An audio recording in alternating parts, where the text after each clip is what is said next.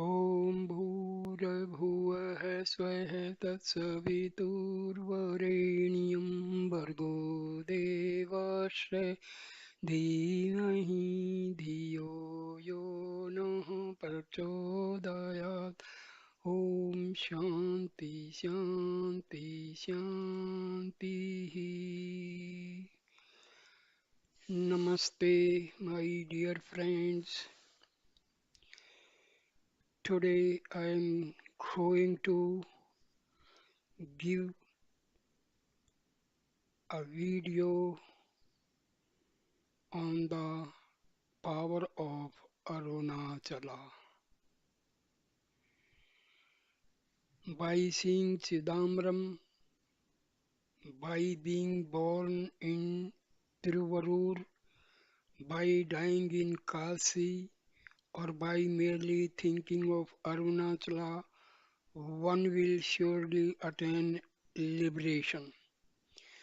The supreme knowledge, knowledge of the self, the import of Vedanta, which cannot be attained without great difficulty, can easily be attained by anyone who sees the form of this hill from wherever it is visible, or who even thinks of it by mind from a far distance.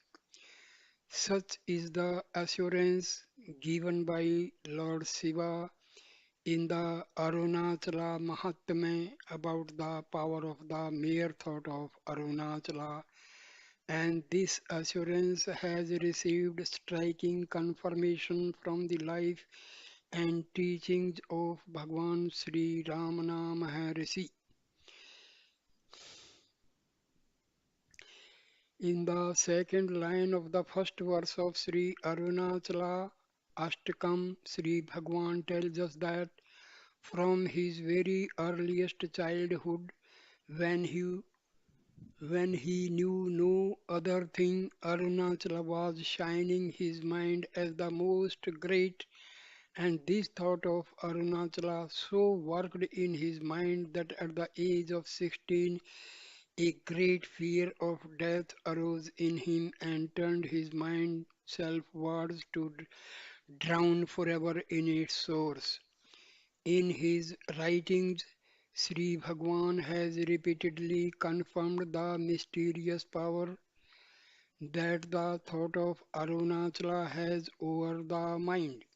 In his Tamil collected works under the picture of Arunachala, there is a verse that can be considered as his Dhyana Sloka, verse of contemplation upon his Sadguru Arunachala Shiva. In this verse he sings, "This is Arunachala Shiva, the ocean of grace that bestows liberation when thought of." In the first verse of Sri Arunachala Manammalai, the marital garland of letters, he sings, "O Arunachala, you root out the ego of those who think of you in the heart as Arunachala." In the 102nd verse of Manammalai, he sings, "O Arunachala, the moment I thought of Arunai, the holy town of Arunachala, I was caught in the trap of your grace. Can the net of your grace ever fail?" And in the last line of the second verse of Sri Arunachala Navamani Malai, the necklet of nine gems, he sings, "Mukti Ninanika Varul Arunachalam," meaning Arunachala, the mere thought of which bestows liberation. But only in the 10th verse of Sri Arunachala Patikam does Sri Bhagwan actually reveal how the thought of Arunachala works in the mind to root out the ego. In this verse he sings, "I have seen a wonder, a magnetic hill that forcibly attracts the soul, arresting the activities of the soul who thinks of it even once, drawing it to face itself. the one making it thus motionless like itself. It feeds upon that sweet, pure, and ripened soul. What a wonder is this, O souls, be saved by thinking of this great Arunagari, which shines in the mind as the destroyer of the soul, the ego. The words Oru Tanadu Abhimuktam Irittu, drawing it to face itself, the one, used here by Sri Bhagwan, are a mystic way of seeing, drawing the soul to turn inwards and face self, the one reality. Thus, in this verse, Sri Bhagwan reveals how the thought of Arunachala works within the mind to arrest its activities, to attract its attention towards self, and thereby to make it still. In other words, Sri Bhagwan assures that the thought of Arunachala will lead the mind to the path of self inquiry, the direct path for all, as indeed happened in his own case. Knowing from personal experience this unique power of Arunachala, Sri Bhagwan confidently advises us in the last line of this verse. O souls, be saved by thinking of this great Arunagiri, which shines in the mind as the destroyer of the soul. The form of Arunachala. Sri Bhagwan has said that Arunachala is the Supreme Self that shines as I in the hearts of all living beings. In other words, Arunachala is truly the non-dual reality that transcends time, space, name and form. Hence, many of the verses in the five hymns to Arunachala, being very mystic in nature, can well be interpreted as applying to the nameless and formless self rather than to the name and form of Arunachala. For this reason, some devotees tend to view Sri Bhagwan's revelation about the power of Arunachala as being purely allegorical, and if you even ask when Arunachala is the self, why should we attach any particular importance to this hill? In order to understand more fully the importance that Sri Bhagwan attached to the name and form of this hill, it is necessary for us to take a broad view of his teachings. In verse 4 of Ulladu Narpadu, the 40 verses on reality, Sri Bhagwan says, if oneself is a form, the the world and God will also be likewise. That is, they will also be forms. In the first line of the third verse of Sri Arunachala Ashtakam, he addresses Arunachala and sings, when I approach you regarding you as having form, you stand here as a hill on the earth.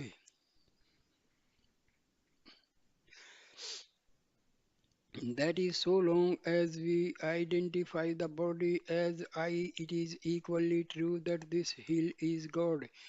Indeed, Sri Bhagwan used to say that because we identify the body as I, Lord Shiva, the Supreme Reality, out of his immense compassion for us, identifies this hill as I so that we may see him, think of him, and thereby receive his grace and guidance only to reveal your transcendent state without speech. That is through silence. You stand as a hill shining from earth to sky. Sings Sri Bhagwan in the last line of the second verse of Sri Arunachala Ashtakam. So long as we feel the name and form of our body to the eye, we cannot conceive God as being anything but a name and form. Even if we think that God is formless and very thought about God itself is a form, a mere mental conception. This is why Sri Bhagwan says in the second line of the third verse of Ashtakam, if one tries to think of your nature as formless, he is like one who wanders throughout the world to see the sky. Being the perfect spiritual master that he was, Sri Bhagwan knew well how important and necessary is the form of God for the human mind, which is ever attached to forms, and from his own personal experience he knew the unique power of the form of Arunachala, a power that cannot be found in such abundance in any other form of God, namely the power to turn the mind toward the self and thereby to root out the ego.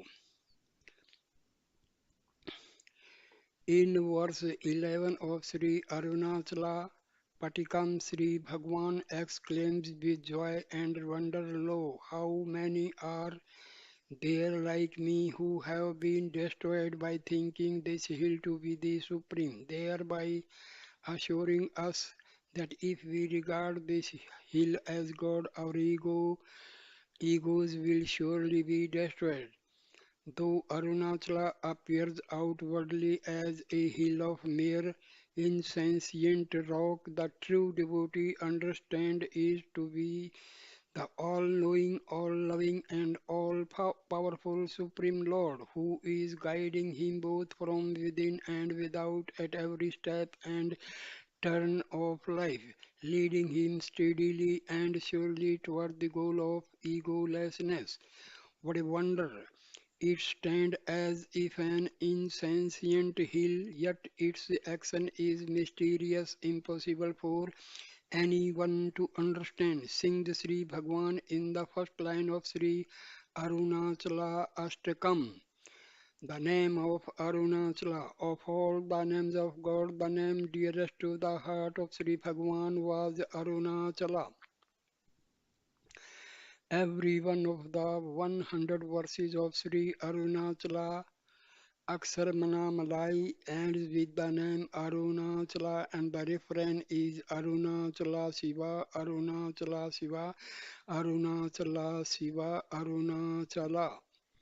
From the great love that Sri Bhagwan had for this name, it is clear that he regarded it as being no less powerful than the form of Arunachala. This fact is confirmed very in verse 70 of Aksharamanammalai, in which Sri Bhagwan sings, O Arunachala, the very moment I thought of your name, you caught me and drew me to yourself. Who can understand your greatness? There are many incidents in the life of Sri Bhagwan that illustrate his great love for the divine name Arunachala. But perhaps the most striking occurred during his last moments, about 25 minutes before he left his body. The assembled devotees began to chant Akshara Manamalai, hearing the name of his beloved Arunachala. Sri Bhagwan opened his eye, which shone with love, and tears of ecstasy rolled down his cheeks. Though Sri Bhagwan never gave mantra diksha nor formally accepted anyone as his disciple, many devotees believe that Arunachala is the Nama mantra that he has bestowed upon the whole world. When a guru formally gives a mantra to his disciple, he explains to him the meaning and significance of each letter of the mantra and tells him the fruit to be gained by meditating upon that mantra. In the same manner, in the second verse of Sri Arunachala Navamani Malai, Sri Bhagwan has explained the meaning of each syllable in the name Arunachala, and he has declared that mere thought of this name will bestow liberation. From this we can infer that Arunachala is the Jnana Panchakshari, the five-syllable mantra that bestows jnana.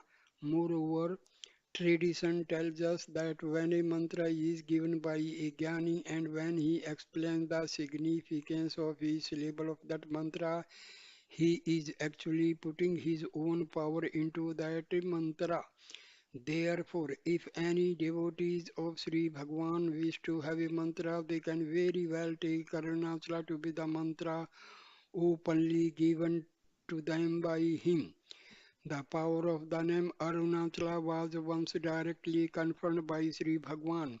In 1948, a certain devotee came to him from Bombay and with him he brought a notebook in which he had written the name Arunachala Shiva many thousands of times. On the last page of this notebook, the devotee wrote a prayer to the following effect: O Bhagwan, in the life of Sarda Devi, the wife of Sri Ramakrishna, it is written that she had said that if even an animal dies in Kansi, it will attain liberation. Therefore, graciously bestow upon me the boon of death in Kansi and gave the notebook to Sri Bhagwan.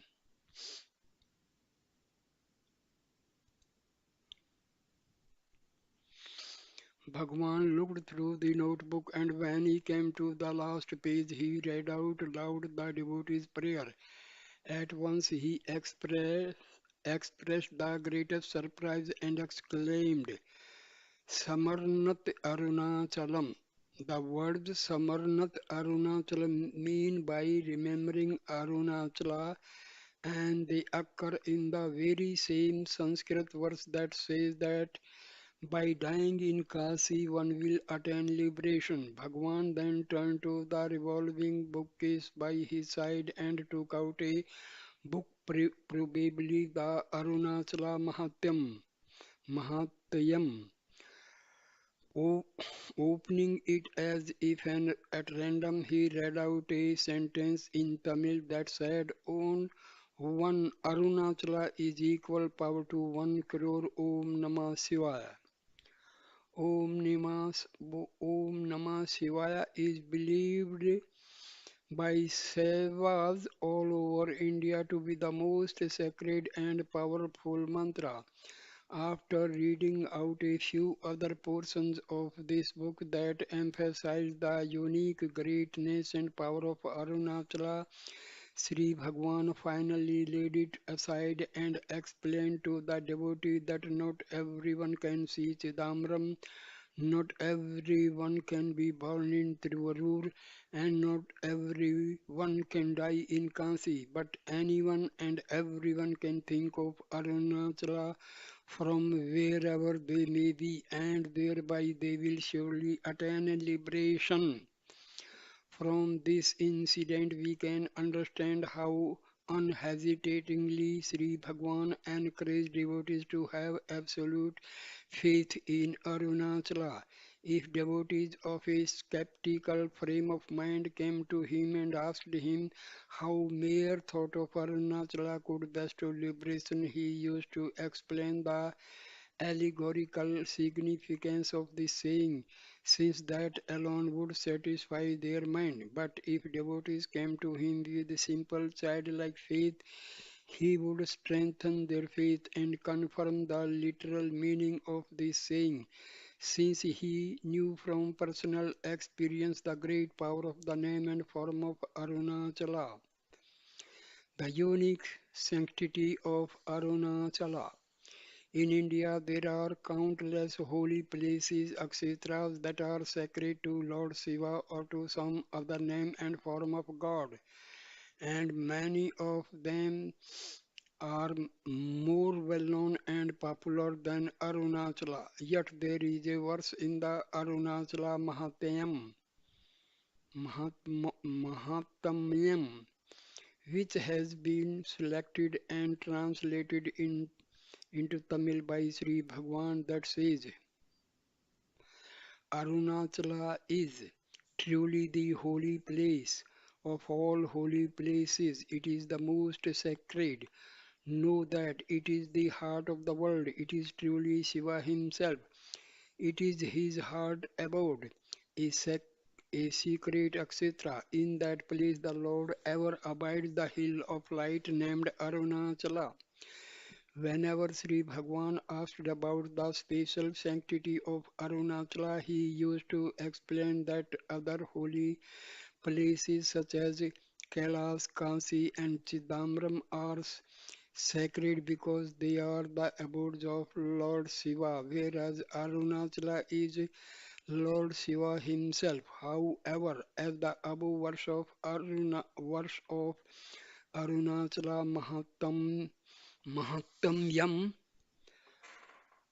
says, Arunachala is a secret Akshetra because it is this place that bestows jnana and become most people have so many other desires and do not truly want jnana. Arunachala has always remained comparatively little known, but to those few who seek jnana, Arunachala always makes itself known through some means or other.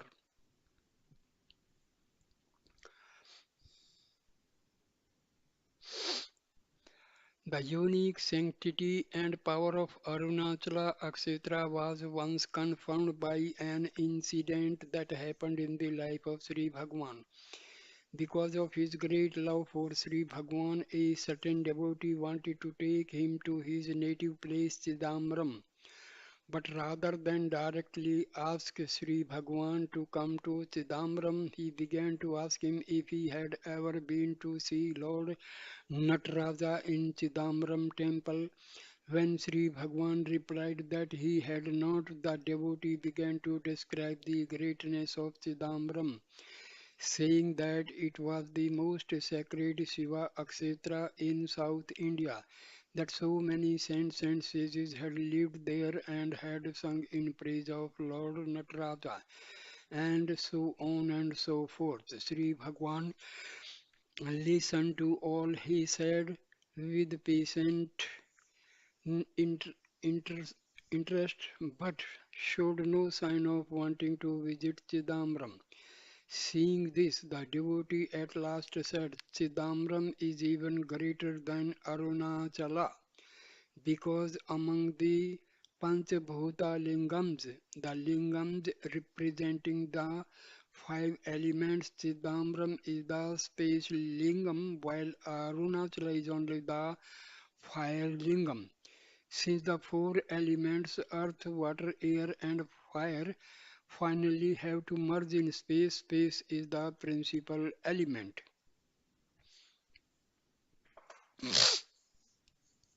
Hearing this, Sri Bhagwan smiled and said, all the five elements come into existence only when Shakti seemingly forsakes her identify with Lord Shiva, the Supreme Self, Paramatman, Paramat, Paramatman. Since the five elements are thus only the creation of Shakti, she is superior to all of them. Therefore, more important than the place where the elements merge is the place where Shakti herself merges.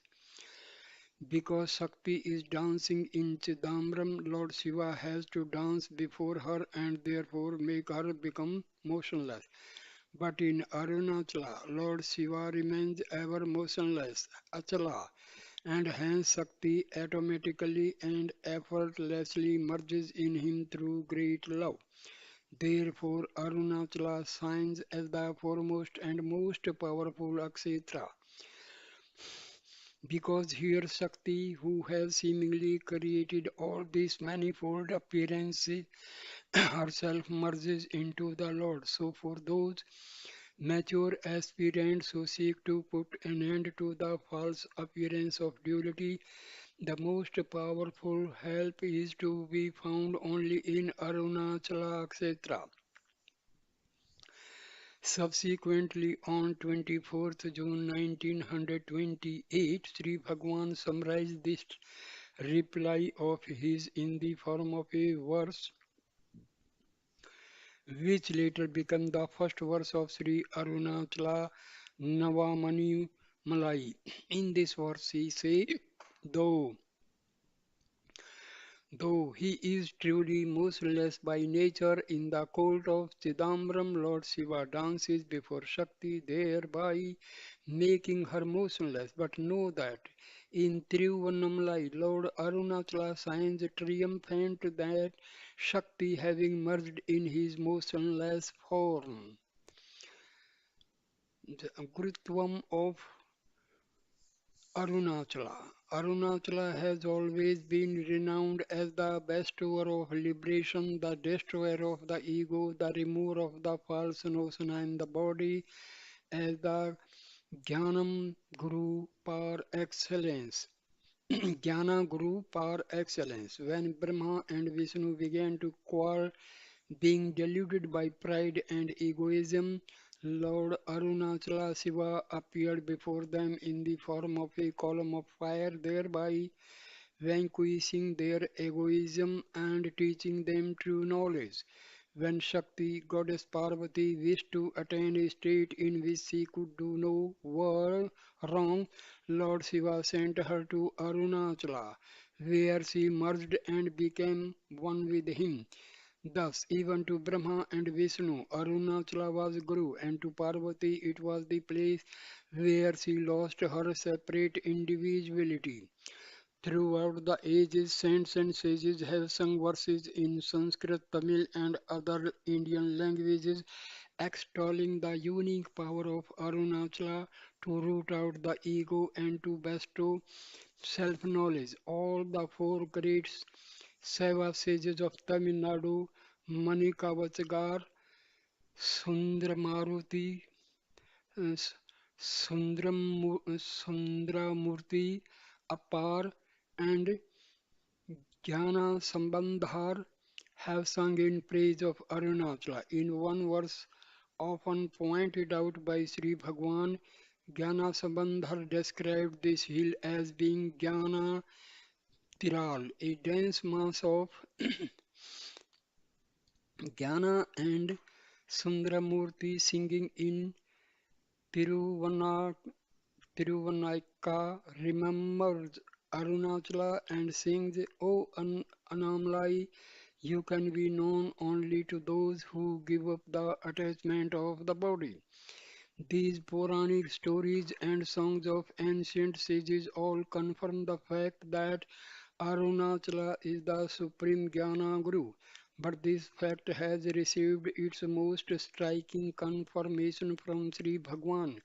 In verse 19 of Aksharamanamlai, he explicitly states that Arunachala signs as the form of his Guru, and in the same verse he reveals the function of the real Guru, namely to destroy all our defects, including the root defect is the ego, to bestow all good qualities upon us and to rule over us. In many of his other verses, Sri Bhagwan has clearly indicated that the role of Arunachala is the role of Sadguru. For example, in Aksharamanamlai, he sings that Arunachala roots out the ego of those who think of it. Verse 1, that it annihilates those who approach it as God. Verse 48, and that it destroys the attachment of those who come to it with attachment. Verse 77, he also reveals that Arunachala instructs through silence, verse 36, and that it teaches the path of self-inquiry, verse 44, and he shows us the way of praying to Arunachala to bestow jnana, verse 40, to reveal self as the reality, verse 43, and to make us give up the attachment to the body, verse 75. He has also confirmed from his own experience the power of Arunachala as Guru. In verse 8 of Sri Arunachala Naumanamalai, he sings that in order to put an end to his sufferings in the world, Arunachala gave me his own state, and in verse 9 he describes the wonder of Arunachala grace, saying, you entered my mind, drew me, and established me in your own state. All that Sri Bhagwan has said about the power of Arunachala tallies exactly with what he has said about the power of the Guru. In verse 268 of Guru Vachaka Koai, the garland of Guru's sayings, he says that the Guru is he who possesses the supreme power to make any soul who comes to him merge into self. the knowledge beyond all speech. The Guru works in many ways to make the disciple merge into self. He gives a push from without and exerts a pull from within, so that you may be fixed in the center, says Sri Bhagwan in Maharishi's Gospel, page 36. From without, the Guru gives a verbal instructions to turn the disciple's mind towards self, and he also enables the disciple to have association satsanga with his form and thereby to gain the necessary strength and love to turn within and attend to self. To give verbal instructions, it is necessary for the Guru to be in human form, but to give satsanga and subtle inner guidance, he may be in any form. Sri Bhagwan has come as the Guru in human form to give us all the necessary verbal instructions, and he has revealed that Arunachala is the Guru in the form of a hill with which we can always have satsang. Like any human body, the human form of the Guru will inevitably pass away one day, whereas the form of Arunachala will always remain. Thus, though Sri Bhagwan has left his human form, he has provided us with all the requisite outward help. He has left us with a permanent record of his verbal teachings, and he has shown us a form with which we can always have satsang. Therefore, for the devotees of Sri Bhagwan, there will never be any need to search for another outer guru, because all the necessary help and guidance is ever available for us in the form of teachings of Sri Bhagwan and the satsang of Arunachala. The power of the satsang of Arunachala was often confirmed by Sri Bhagwan. Dr. T. N. Krishna Swami records in the Ramana pictorial souvenir, page 7, that Sri Bhagwan said to him,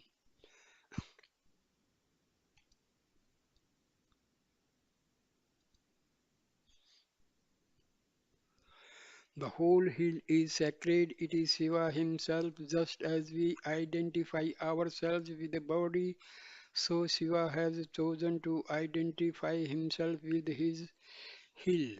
Arunachala is pure wisdom, jnana in the form of a hill. It is out of compassion to those who seek him that he has chosen to reveal himself in the form of a hill, visible to the eye. The seeker will obtain guidance and solace by staying near this hill. Arunachala Pardakshina. Arunachala is the physical embodiment of Sattva, the reality, and hence to have contact with it in any manner is satsang. To think of Arunachala is satsang. To see Arunachala is satsang. And to live near Arunachala is satsang. But one very special way of having satsang with Arunachala is to do Arunagiri Pardikshina, circumambulation around the hill. That it is to walk barefoot around the hill, keeping it to one's right side. The great importance that Sri Bhagwan attached to Giri Pardakshina is well known to all the devotees who lived with him. He himself did Pardakshina countless times, and he actively and spontaneously encouraged devotees to follow his example. Bhagwan, who scarcely ever gave advice to devotees unless asked, wholeheartedly encouraged their going round the hill as conducive to progress in sadhana, writes Lucia Osborne in the Mountain Path, January 1974, page 3. Devraja Mudaliar records that the importance of Pardakshina became evident to him from the frequent references by Bhagwan himself to its great significance, and from the fact that thousands of people do it, including almost all the close disciples of Bhagwan, even those who may be considered the most advanced among them. though comparatively little has been recorded of what Sri Bhagwan used to say about the power of Pradakshina, there is no doubt that he considered it to be an act having great spiritual efficacy. In fact, he used to say that the benefits which can be gained by meditation and various other forms of mind control only after great struggle and effort will be effortlessly gained by those who go round the hill. Bhagwan often said that those unable to meditate would succeed in their endeavor by circumambulating Arunachala, writes Surinagamma in My Life at Sri Ramanashram, page 144. Kunja Swaim recorded on page 108 of Anadu Ninai Bhugal that Bhagwan once told him, "What is better than Pradakshina? That alone is sufficient." While extolling the spiritual efficacy of Pradakshina, Sri Bhagwan sometimes used to narrate the story of King Vajrangada Pandya, which is told in the Arunachala Mahatmayam. Vajranga Pandya was a powerful monarch who ruled over most of the South India, but one day he was told by some celestial being that in this previous birth he had been Indra, the ruler of heaven, and that if he worshipped Arunachala he could regain his former position. On hearing this, he at once renounced his kingdom and with the intense desire to become Indra, he began to worship Arunachala by going round the hill 3 times a day. After 3 years of such worship, Lord Shiva appeared before him and offered him any boon he wished to pray for.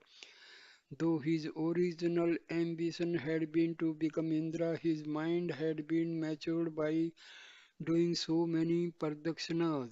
He now realized that it was worthless to pray for such a transitory pleasure.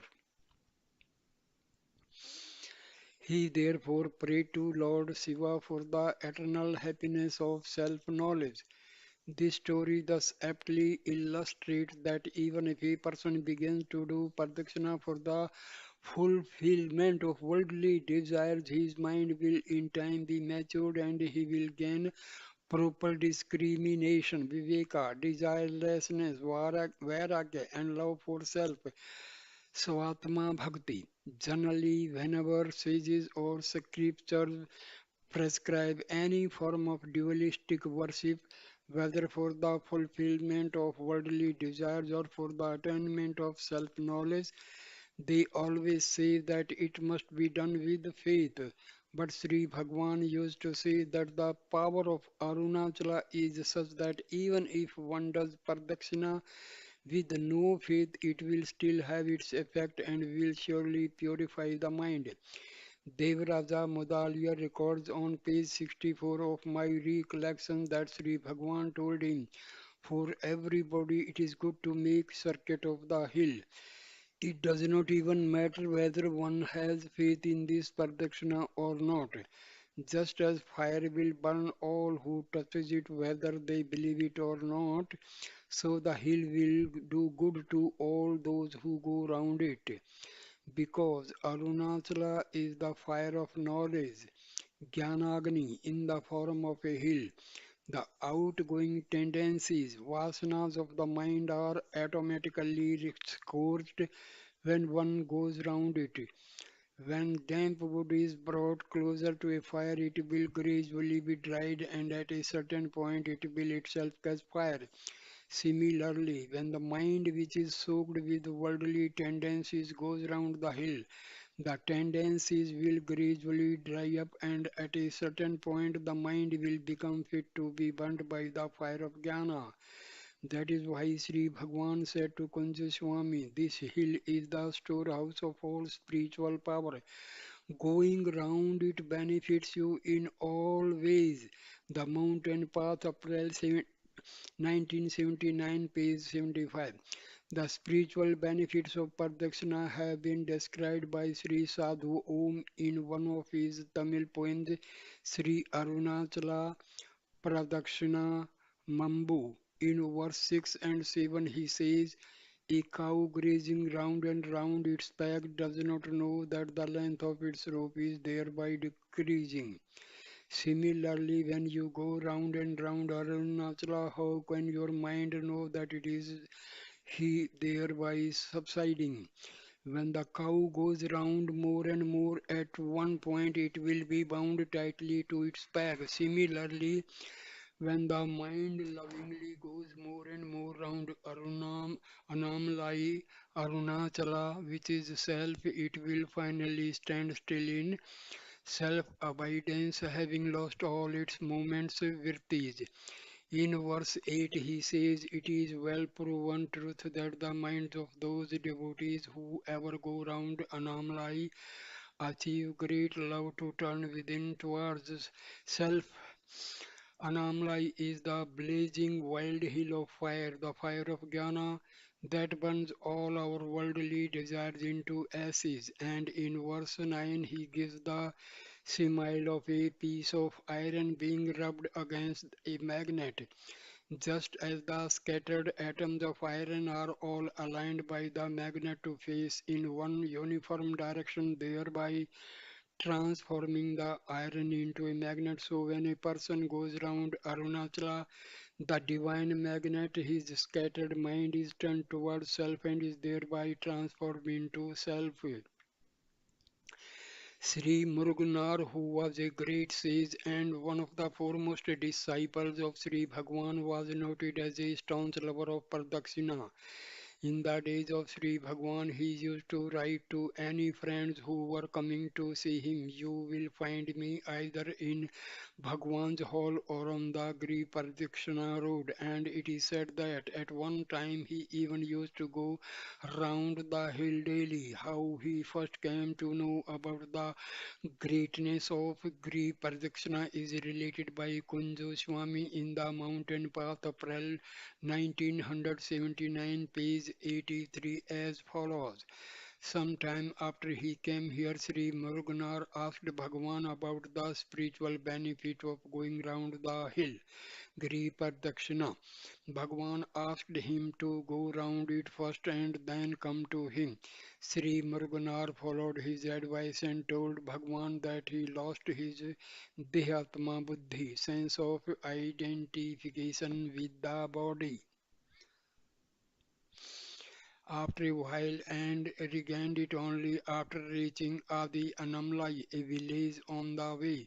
He reported to Sri Bhagwan that the experience was unexpected and unique. Sri Bhagwan smiled and said, do you now understand? This incident proves very clearly the power of Pradakshina and it shows that mature souls can even lose their sense of identification with the body by going round the hill.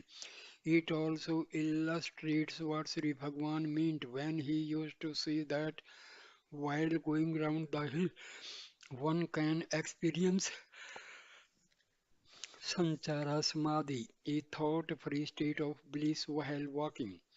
Though such a thought-free state is not experienced by all devotees when they go round the hill, that does not mean that their pradakshina is not yielding fruit. The main benefit of pradakshina is that the tendencies, vasanas, are slowly made to lose their grip over the mind. But just as a child cannot easily perceive its own growth, so the mind cannot easily perceive the weakening of its own vasanas. However, one very notable feature about Pradakshina that can be perceived by anyone and which clearly indicates its spiritual efficacy is the extraordinary power of attraction it exerts over the minds of devotees. For no special reason, one feels attracted to go round Arunachala again and again. Go round the hill once, you will see that it will attract you, said Sri Bhagwan to Devraja Mudaliar. My recollection, page 65. Bhagwan used to say that if one went round the hill once or twice, the hill itself would draw one to go round it again. I have found it true. Now this is happening to Dr. Sayyid, writes Devraja Mudaliar in Day by Day with Bhagwan, 19th December 1945. In letters from Sri Ramanasram, Volume 2, Letter 98, Sri Nagamma records Sri Bhagwan as saying, the dhyana meditation that you cannot get into while sitting, you get into automatically if you go for pradakshina. The place and atmosphere here are like that. However unable a person is to walk, if he once goes round the hill, he will feel like going again and again. The more you go, the more the enthusiasm for it. It never decreases. Once a person is accustomed to the happiness of pradakshina, he can never give it up. Just as the mind is automatically attracted to the guru, knowing intuitively that he can bestow eternal bliss for the same reason, the mind feels automatically attracted to Giri Pradakshina, Arunachala Ramana. To understand the power of Arunachala, it is first necessary to understand the relationship that existed between Arunachala and Bhagwan. To Bhagwan, Arunachala was mother, father, guru, and God. It was his all in all, his own self. Sri Bhagwan often said, God, Guru, and self are one and the same, and to him Arunachala was all three of these. In verse 48 of Aksharamanammalai, he refers to Arunachala as his God, in verse 19 as his Guru, and in verse 5 of Atma Vidya Kirtanam, the song on the science of self as Anamlai, myself. Truly, Arunachala is Ramana and Ramana is Arunachala. The two are inseparable. Arunachala is Ramana in the form of a hill and Ramana is Arunachala in human form. The oneness that Sri Bhagwan felt with Arunachala is disclosed in many of his verses. When a devotee inquired about his true nature, he replied, Arunachala Ramana is the Supreme Self who blissfully abides as consciousness in the heart cave of all souls, beginning with the Hari, Lord Vishnu.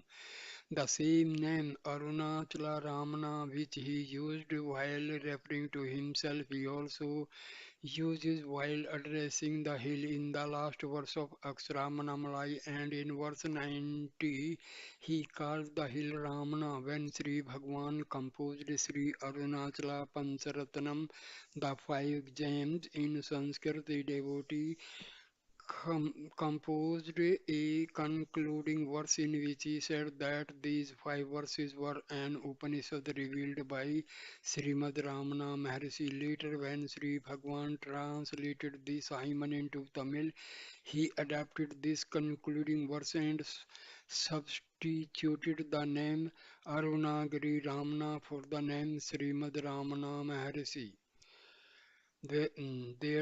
thereby indicating that it was Arunagiri, Arunachala itself in the form of Ramana who sang his hymns. From all this, it is clear that Sri Bhagwan experienced no individuality or existence of his own separate from Arunachala.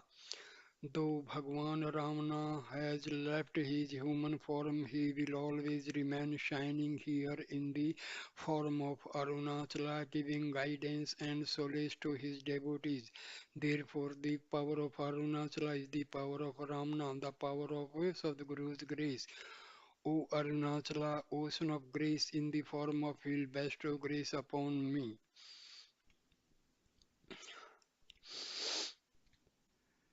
So, thank you, my dear friends, for listening this wonderful dis- discourse of mm, this power of Arunachala.